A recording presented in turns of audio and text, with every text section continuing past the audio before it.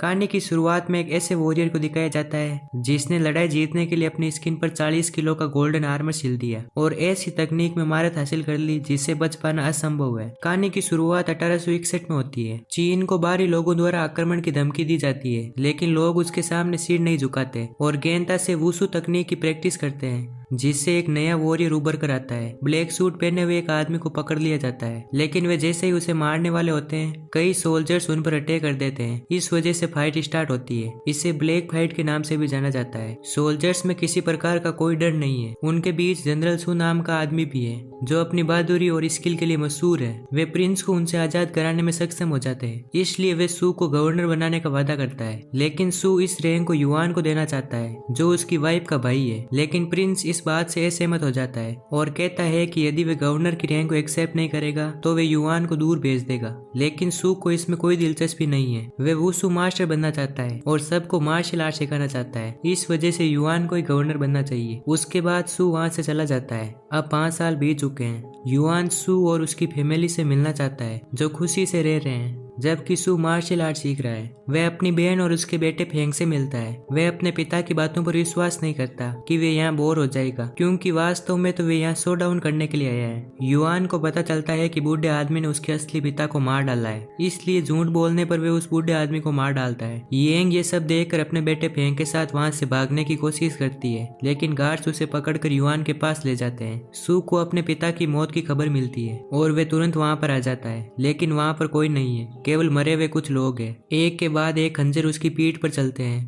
लेकिन वे कुशलता से अपनी तलवार को निकालता है और उन्हें फेंकने वाली लड़की से लड़ता है। लड़की एक एक्सीलेंट वॉरियर है, लेकिन सू कोई डरपोक नहीं है। वे उससे वापस लड़ाई करता है। एक दूसरा काले सूट वाला वॉरियर भी सू पर अटैक कर देता है। उनकी तलवारें आउट हाउस से टकराती है, जिस वजह से ये नीचे गिर जाता है। युआन जो एकदम सफेद दिख रहा है अपने पिता को श्रद्धांजलि देने ही वाला होता है, लेकिन तभी सू वहाँ पर आ जाता है और सारे सैनिकों पर टूट पड़ता है। सू अपने पिता का बदला लेना चाहता है। दोनों वुशु तकनीक में मास्टर है। वे नदी के पास लड़ाई करते हैं, लेकिन सू नोटिस करता है कि उसकी तलवार का युआन पर कोई प्रभाव नहीं पड़ रहा। युआन अपने कपड़े उतारता है और इससे पता चलता है कि उसने अपनी त्वचा पर आर्मर सिल दिया है। लड़ाई बिना तलवार के चलती है। सू अपनी रियल स्किल्स दिखाता है, लेकिन युआन के पास इस मौके के लिए कुछ खास है। 5 जहरीली मुट्ठी वाली तकनीक जो मौत के सिवा कुछ नहीं लाती। अब वे बिल्कुल अपने पिता की तरह बन गया है। सू लड़ाई हार जाता है, लेकिन युआन उसे छोड़ देता है और उसे नदी में फेंक देता है। इसे देखकर येंग भी उसके पीछे कूद जाती है। वे नदी में जागते हैं, लेकिन सू को होश नहीं आता। वे उसे स्ट्रेचर पर बैठाकर पहाड़ के ऊपर ले जाती है। उसे ऊपर ले जाने की वजह से उसकी पूरी बॉडी खून से लथपथ हो चुकी है। इसी बीच वे पहाड़ के ऊपर से गिरने ही वाला होता है, लेकिन डॉक्टर यू उनकी हेल्प करती है और उसे पकड़ लेती है। सू को डॉक्टर यू के घर में होश आता है जो पहाड़ के ऊपर है।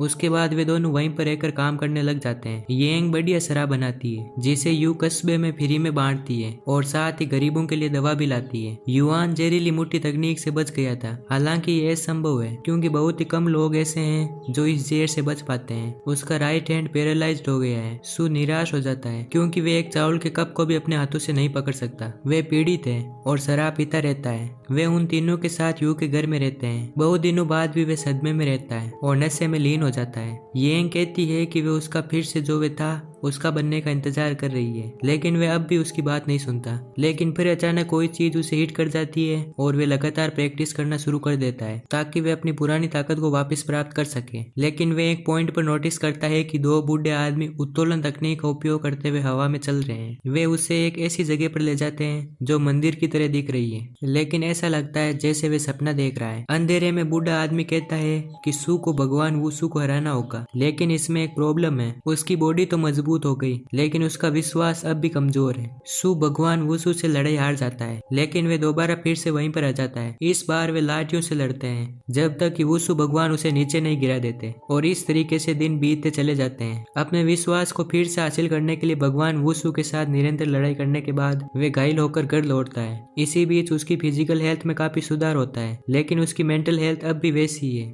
ये वुशु भगवान कौन है? क्या ये वास्तव में मौजूद है? यू कहती है कि वे पागल हो रहा है। एक और साल बीत जाता है और येंग सू की ट्रेनिंग चेक करने का फैसला करती है, लेकिन वे नोटिस करती है कि वहाँ पर तो कोई नहीं है। वे अपने शरीर से चीजों को टकरा कर तोड़ता है और गॉड से बातें करता है। वे अपने पति को इसके बारे में बताती है, लेकिन अब उसे इस बात से कोई फर्क नहीं पड़ता कि वे असली है या नहीं। वे तो स्ट्रॉन्ग बनकर अपनी फैमिली को वापस पाना चाहता है ताकि अपने बेटे को एक बार फिर से देख सके। येंग की हालत बिगड़ जाती है और वे शराब के नशे में धुत होकर हवा से बातें करती है। उसका दिल अपने बेटे से बात करना चाहता है। सू भी उसे ज्वाइन कर लेता है। सू का संघर्ष अब भी जारी रहता है और वे पावरफुल बन जाता है। गॉड कहते हैं कि सू का भरोसा वापस से अपने ऊपर आ गया है, जिसका अर्थ है कि वह पर्याप्त रूप से स्ट्रॉन्ग है। सू को रियलाइज होता है कि ये कैरेक्टर्स उसके खुद के बनाए हुए हैं और अब उसकी ट्रेनिंग खत्म हो चुकी है। घर पर उसे येंग का एक लेटर मिलता है जिसमें वे कहती है कि वे अपने बेटे को लेने के लिए जा रही है। येंग अपने बेटे के लिए वहाँ पर आ जाती है, लेकिन युआन का उसके बेटे को सौंपने का कोई इरादा नहीं है। इसी बीच सू वहाँ पर आ जाता है और गार्ड से लड़ने लग जाता है। वे हमेशा की तरह मजबूत और फुर्तीला दिख रहा है। युआन येंग को जंगल में दफनाने का ऑर्डर देता है, जबकि सू अपने रास्ते में आने वाले सारे गार्ड से फाइट करता है। येंग को एक बॉक्स में बंद कर दिया जाता है और उसे जमीन में गाड़ दिया जाता है। कुछ गार्ड्स जो इस लोकेशन के बारे में जानते थे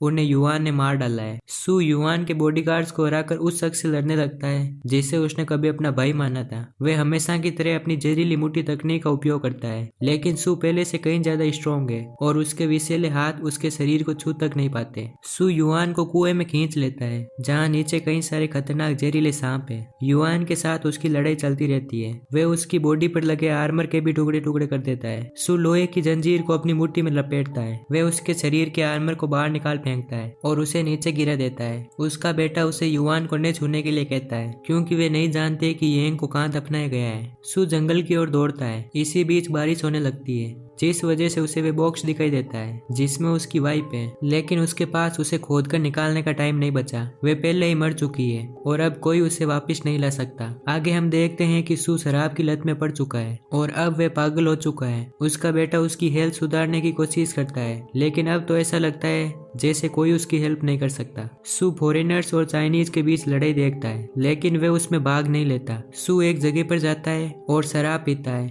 लेकिन उसे पता चलता है कि ये तो शराब नहीं है। उसके बाद एक आदमी उसकी ओर इशारा करता है और उसे शराब पिलाता है। उनके बीच लड़ाई स्टार्ट हो जाती है जिसमें हमें शराबी मुट्ठी तकनीक का पता चलता है, वही सेम तकनीक जिसे हम पुराने दिनों से जानते हैं। सू और उसका ओपोनेंट शराब में धुत होकर लड़ाई करते हैं, लेकिन वे जल्दी वहां से गायब हो जाता है। माँ बिल्डिंग की ओर दौड़ता है और कहता है कि वे सू को जानता है, लेकिन सू को अभी तक होश नहीं आया, इसलिए माँ ने उसे अपनी तलवार दे दी। सू सिर्फ अपने बेटे की देखभाल करने के लिए कहता है और फेंग को बाहर निकाल दिया जाता है, लेकिन बाद में बेटे की वजह से उसमें कुछ नया जोश आ जाता है। सू अपने बेटे फेंग के साथ माँ की लड़ाई देखने के लिए आता है और उस तलवार को लौटा देता है जो उसने उस पर फेंकी थी। सू को इस जगह पर लड़ने की अनुमति नहीं दी जाती, इसलिए माँ उसे अपनी टोपी पहनाता है। वे अंदर जाते हैं और देखते हैं कि एक फॉरेनर आदमी चाइनीज आदमी को जान से मार रहा है। अब मेन लड़ाई शुरू होती है। माँ के सामने है वे फॉरेनर आदमी। वे उसके वार को चकमा देने की कोशिश करता है और उसे पंच मारता है, लेकिन उसके पास कुछ भी करने का टाइम नहीं बचता क्योंकि वे आदमी उसकी पसलियों पर कूदकर उसकी जान निकाल देता है। फिर फेंग रिंग में दौड़कर उस फाइटर को काटने लगता है, लेकिन वह उसकी गर्दन को पकड़ लेता है। वह अपने पिता को पुकारता है और सू आसमान को चीरते हुए वहां पर आ जाता है और अपनी मुट्ठी को उस बड़े आदमी के चेहरे पर मारता है, जिस वजह से वह नीचे गिर जाता है और उसे रिंग से बाहर घसीट लिया जाता है। उसके बाद दो और मोटे तगड़े आदमी वहां पर आ जाते हैं, लेकिन सू उन्हें अपने पास भी नहीं आने देता और उन्हें ऐसे पीटता है जैसे मानो वे 2 बोरी चावल हो। वे गुस्से में आ जाते हैं और सू को मारने की कोशिश करते हैं, लेकिन वे शराबी मुट्ठी तकनीक में महारत हासिल कर चुका है। वे एक आदमी को टाइगर की ओर फेंक देता है और दूसरे को जमकर मारता है, लेकिन जैसे ही सू को चाकू की लगती है वे और क्रोधित हो जाता है और उसकी स्पीड और स्ट्रेंथ दोनों बढ़ जाती है। अपनी महारत की बदौलत वे सभी हमलावरों को मार गिराता है, लेकिन इसी समय वे भी लगभग मर ही जाता है क्योंकि उसका सिर सीधा जमीन से टकराता है। वे अपनी वाइफ येंग को देखता है